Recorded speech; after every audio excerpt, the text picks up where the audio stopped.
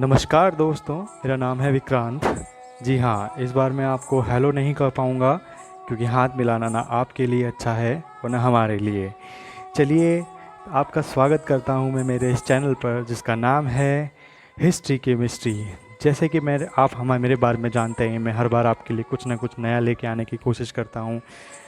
जैसे कि मेरे चैनल का नाम भी है हिस्ट्री की मिस्ट्री, यानी कि आप समझ ही गए होंगे, इतिहास से रिलेटेड बहुत सारी चीज़ें इस दुनिया में, हमारे भारत में ही बहुत सारी चीज़ें हैं जिन्हें मैं खोज खोज कर और समझ के आपको आपके सामने प्रस्तुत करने की कोशिश करता हूँ।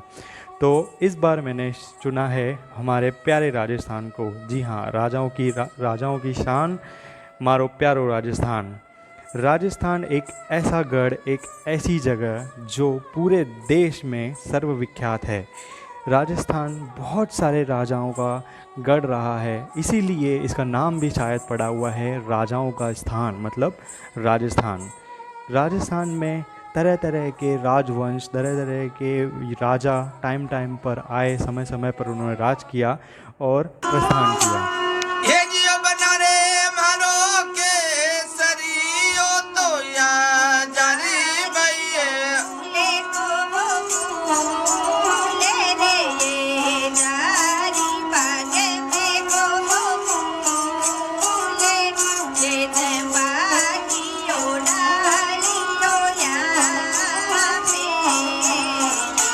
हाँ भाई मारो के सरियो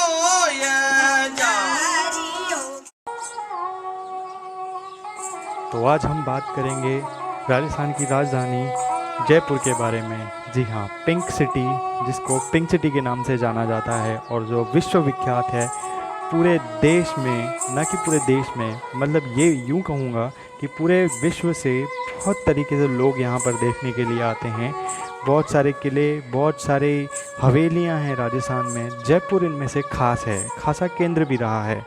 तो इन्हीं में से एक है हमारा जयपुर का आमेर फोर्ट, जो कि जयपुर से कुछ ही किलोमीटर की दूरी पर है, जिसे राजा मान सिंह ने बनवाया था।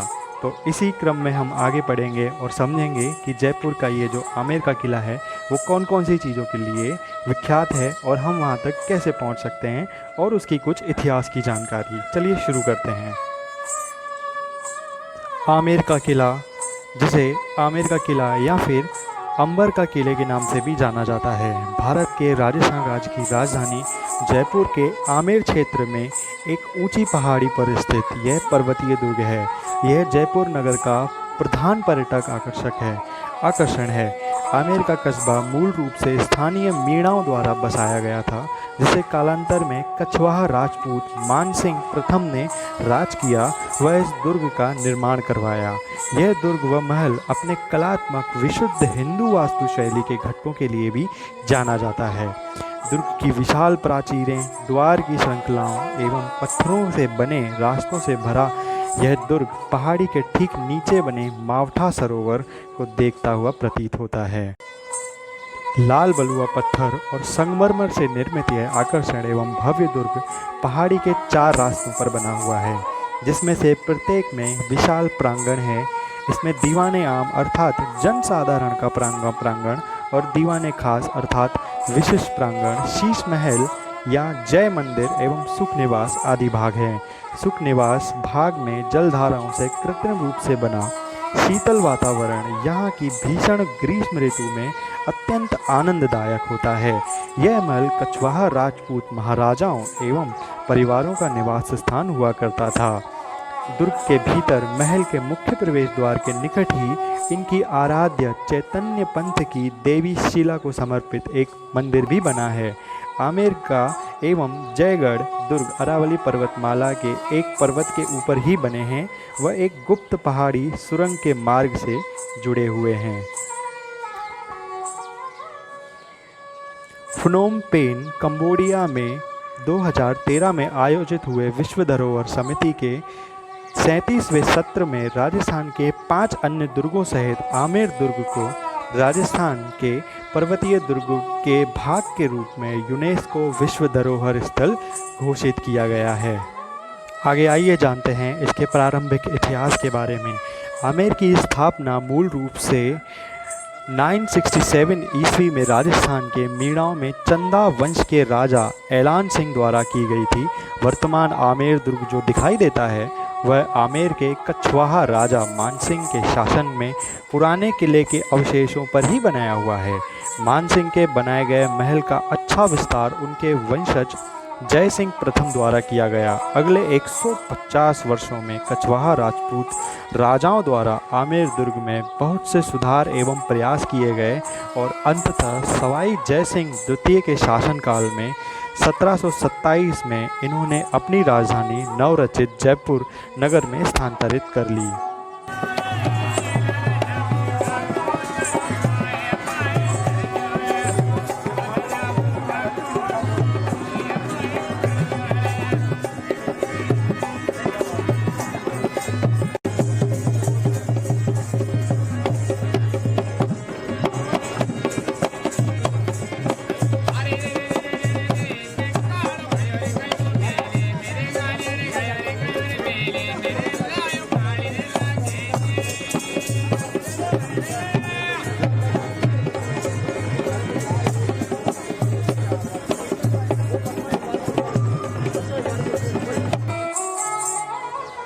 यह तो हमने जान लिया इसकी शिल्पकारी के बारे में। आगे जानते हैं कछवाहों राजाओं द्वारा आमेर का अधिग्रहण कैसे हुआ।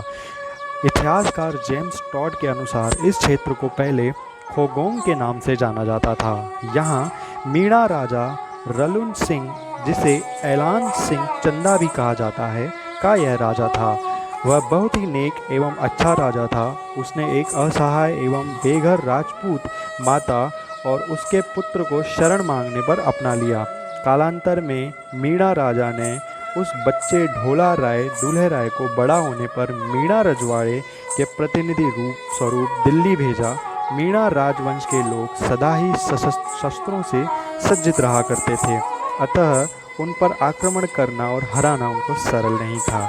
किंतु वर्ष में केवल एक बार दिवाली के दिन वे यहाँ बने एक कुंड में अपने शस्त्रों को उतारकर अलग रख देते थे एवं स्नान एवं पितृ तर्पण किया करते थे। ये बात अति गुप्त रखी जाती थी, किंतु ढोला राय ने एक ढोल बजाने वाले को यह बात बता दी, जो आगे अन्य राजपूतों में फैल गई। तब दिवाली के दिन घात लगाकर राजपूतों ने उन निहत्थे मीणाओं पर आक्रमण किया एवं उस कुंड को मीणाओं की रक्त रंजित लाशों से भर दिया। इस तरह खोगोंग पर आधिपत्य प्राप्त किया। राजस्थान के इतिहास में कछवाहा राजपूतों के इस कार्य को अति हेय दृष्टि से देखा जाता है। वह अत्यधिक कायरतापूर्ण व शर्मनाक भी माना जाता है। उस समय मीणा राजा पन्ना मीणा का शासन हुआ करता था, अतः इसे पन्ना मीणा की बावली कहा जाने लगा। यह बावली आज भी मिलती है और 200 फीट गहरी है तथा इसमें 1800 सीढ़ियाँ हैं। आमेर एवं जयगढ़ दुर्ग अरावली पर्वतमाला के एक पर्वत चील का टीला के ऊपर ही बने हुए हैं।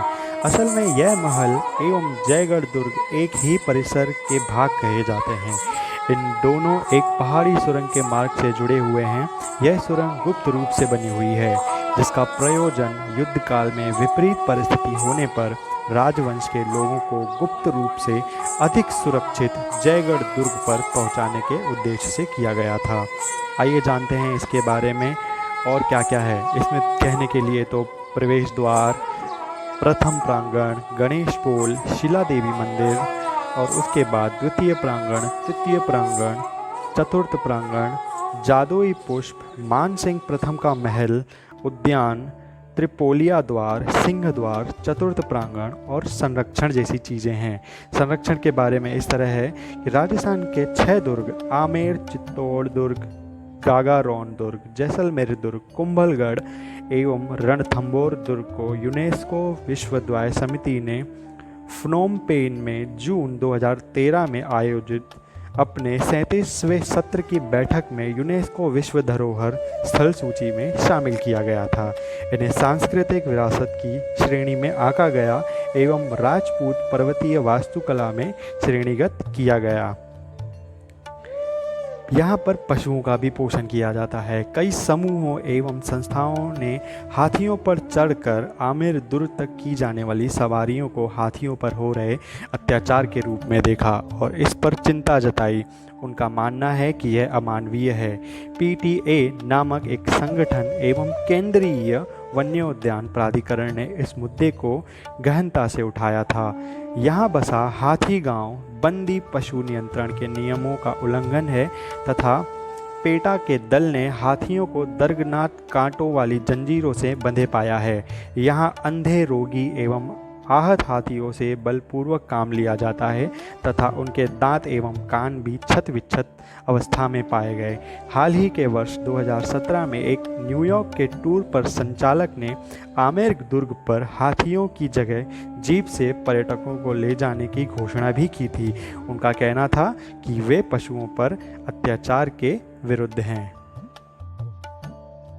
आमेर का किला मेन सिटी जयपुर से और मुख्य नगर जयपुर से 11 किलोमीटर स्थिति में उत्तर में स्थित आमेर दुर्ग नगर के अन्य पर्यटक स्थलों से अपेक्षाकृत अलग थलग एवं कुछ दूर है। किले के आधार तक पहुंचना फिर भी सरल है। इसके लिए नगर के केंद्र से किराए की टैक्सी, ऑटो रिक्शा, नगर बस सेवा या फिर निजी कार एक अच्छे विकल्प हो सकते हैं। नगर से अधिक दूर न होने के कारण मात्र आधे घंटे की दूरी पर है। नगर बस की सेवाएं भी सार्वजनिक और अजमेरी गेट एवं MI रोड से लगभग 20 से 30 मिनट लेती हैं। सड़क मार्ग से जयपुर शहर रेल, बस एवं वायु सेवा द्वारा देश के प्रमुख नगरों से भलीभांति जुड़ा हुआ है। यहाँ राजस्थान राज्य पथ परिवहन निगम की बसें दिल्ली, आगरा, अहमदाबाद, अजमेर एवं उदयपुर से समय समय पर भरपूर संख्या में साधारण एवं वातानुकूलित दोनों ही प्रकार की बसें उपलब्ध रहती हैं। रेल मार्ग से जयपुर शहर रेल मार्ग द्वारा और भी जुड़ा हुआ है। नगर के 5 रेलवे स्टेशन विभिन्न दिशाओं में स्थित हैं। जयपुर जंक्शन, जयपुर गांधीनगर, गेटौर, जगतपुरा एवं दुर्गापुरा रेलवे स्टेशन। वायु मार्ग से भी आप पहुंच सकते हैं। जयपुर शहर बड़े देश के नगरों से वायु मार्ग द्वारा भी जुड़ा है।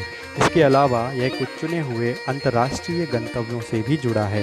नगर का हवाई अड्डा सवाई मानसिंह अंतर्राष्ट्रीय विमान क्षेत्र है, जो कि नगर के दक्षिण क्षेत्र सांगानेर में स्थित है। मेरे प्यारे दोस्तों, आपको बताने के लिए तो बहुत कुछ है, पर समय का भी ध्यान रखना पड़ता है। ये वीडियो बहुत ज़्यादा लंबी ना हो जाए, इसलिए मुझे यहीं पर रुकना पड़ेगा। पर आप मुझे बता सकते हैं कि आपको ये वीडियो कैसी लगी। अगर अच्छी लगी तो भी बताइए, और अगर नहीं भी लगी या फिर इसमें कुछ सुधार करने जैसा कुछ है तो कृपया करके मुझे वो भी बताएं। मैं पूरी कोशिश करूँगा मेरे अगले वीडियो में आपको अच्छी और सही और सटीक जानकारी प्रदान करने की। धन्यवाद दोस्तों।